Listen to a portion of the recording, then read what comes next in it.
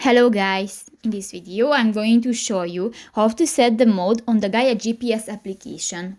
But first of all, I just want to mention, please don't forget to subscribe to our channel, because at 100,000 subscribers we are going to show you our YouTube revenue statistics and growth strategy, how to make money online. So let's jump into it. First of all, open the application on your device.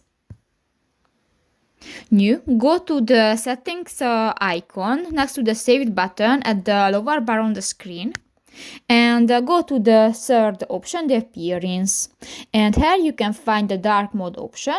Click that, and you can find the always, never, or the system button, and for example click to the always button and just click that and done.